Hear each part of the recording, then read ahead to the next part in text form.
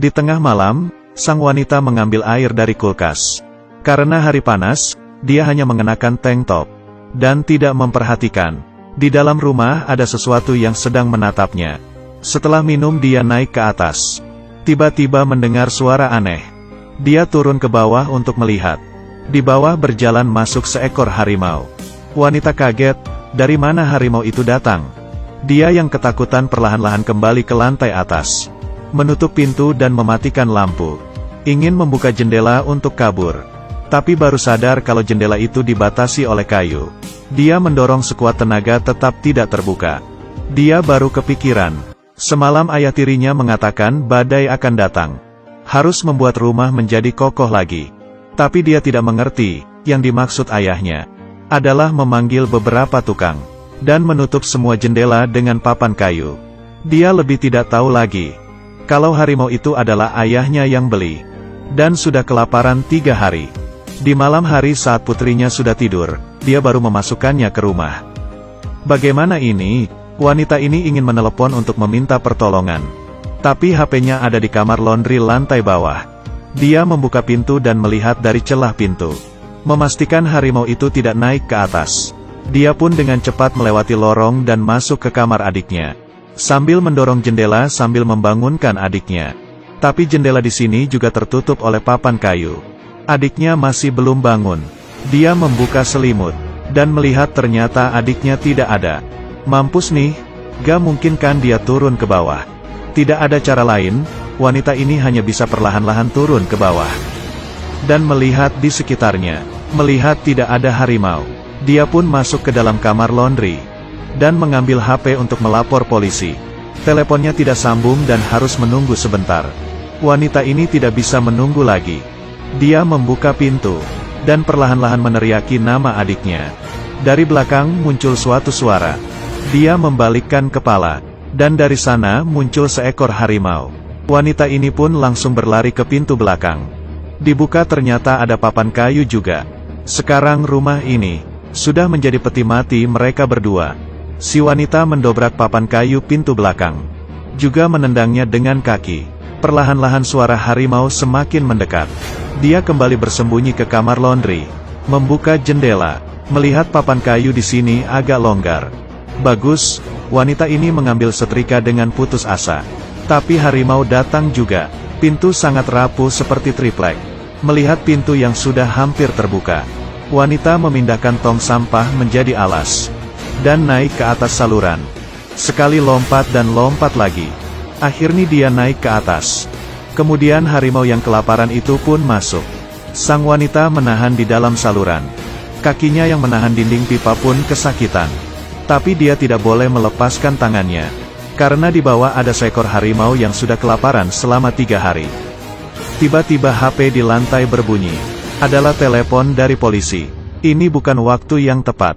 Dia melihat harimau menggigit hancur HP-nya. Pegangan si wanita sudah tidak tertahan lagi. Terus melincir ke bawah dan berhenti. Dia sekuat tenaga memanjat lagi ke atas. Setetes keringat mau jatuh dari saluran. Dan terjatuh ke lantai. Harimau itu teralihkan dan menjilat keringat tersebut. Lalu tempat persembunyian si wanita ketahuan. Mampus deh.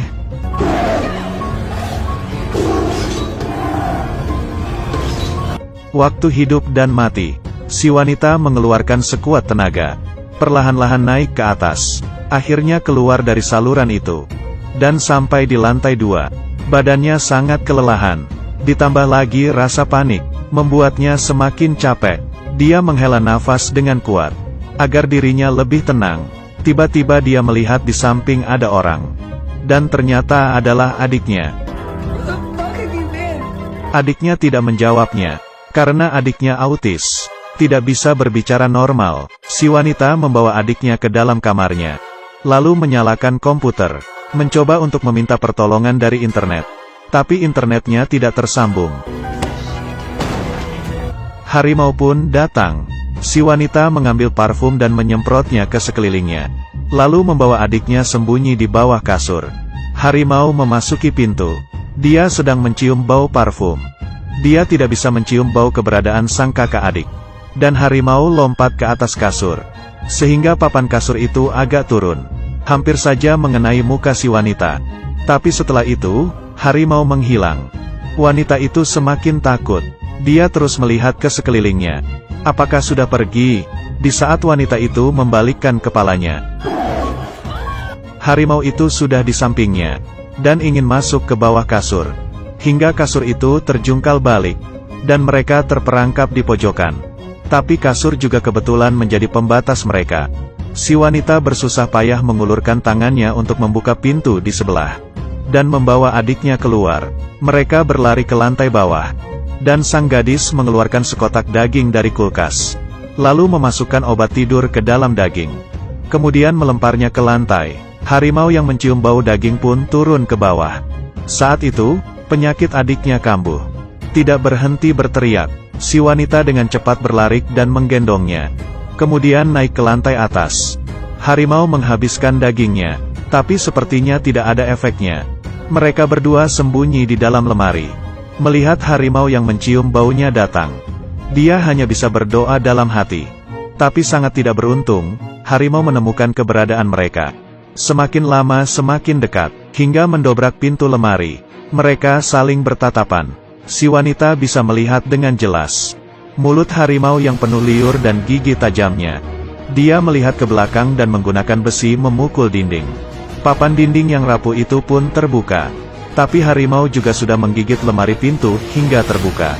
Si wanita mengantarkan adiknya keluar dulu, lalu segera mengikutinya. Tapi dia terlambat selangkah sehingga kakinya terluka. Lubang yang kecil membuat harimau itu tidak bisa masuk. Hanya bisa mengeluarkan kepalanya, dan sangat dekat dengan adiknya. Si wanita menggunakan besi memukul harimau, dan membawa adiknya lari. Mereka masuk ke ruang kerja ayahnya, dan menahan pintu dengan meja. Lalu dia merobek sebuah baju, dan membungkus lukanya. Di lantai ada beberapa dokumen. Si wanita asal membolak-baliknya, tiba-tiba menyadari surat asuransi. Setelah dibuka, pemegang asuransi itu adalah mereka berdua.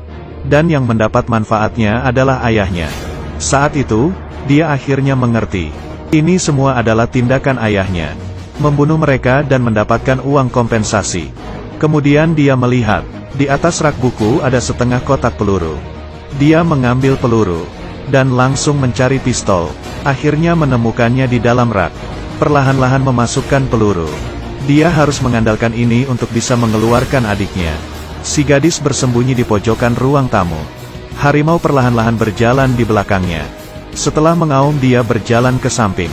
Sang wanita menggunakan kesempatan terus untuk menembaknya. Tapi dia tidak memperhatikan kalau lubang pertama itu kosong. Sekali tembak tidak ada peluru. Harimau yang mendengar suara itu memutar kepalanya. Dan gadis sambil berlari sambil menembak. Dan semuanya gagal.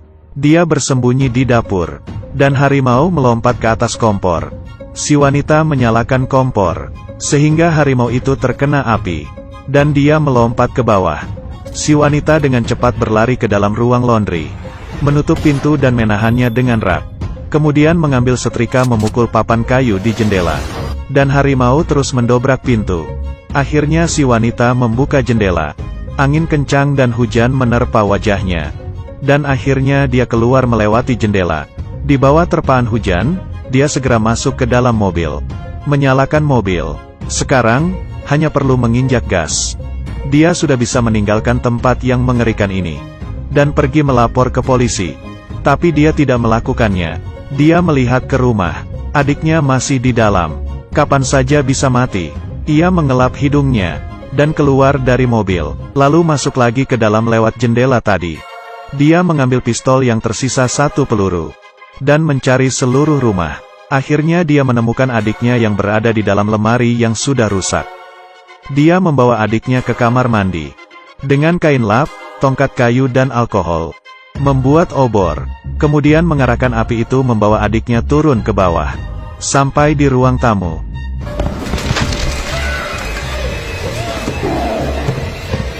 Si wanita mengarahkan api dan pistolnya ke arah harimau dan menembaknya.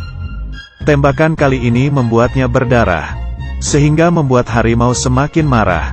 Untungnya masih ada obor. Si gadis maju dengan perlahan mengarahkan obornya, mundur selangkah demi selangkah. Hingga sampai ke dapur, harimau masih menunggu kesempatannya. Si gadis menyuruh adiknya sembunyi di dalam kulkas. Kemudian mengarahkan obor apinya. Dia juga masuk ke dalam.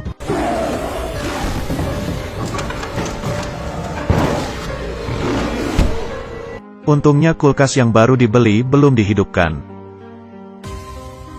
Dan sangat kuat, kakak adik menginap semalam di dalam kulkas. Keesokannya, si wanita perlahan-lahan membuka pintu kulkas.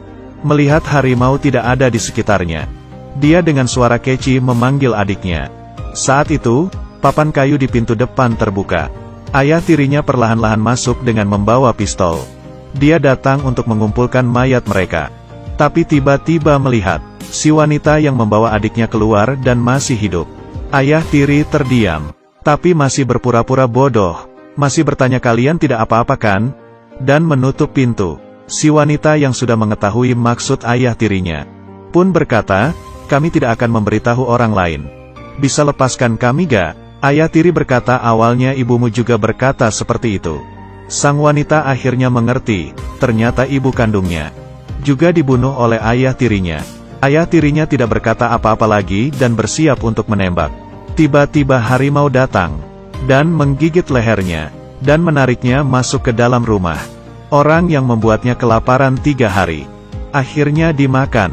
Sang gadis membawa adiknya segera kabur dari tempat ini. Di dalam film ini, manusia lebih mengerikan dibandingkan harimau. Karena harimau bertindak karena kelaparan. Tapi manusia tidak ada standar seperti itu. Ya sudah, kalian suka dengan cerita ini gak? Kalau suka jangan lupa klik tombol sukanya ya. Jika ada pendapat tinggalkan di kolom komentar.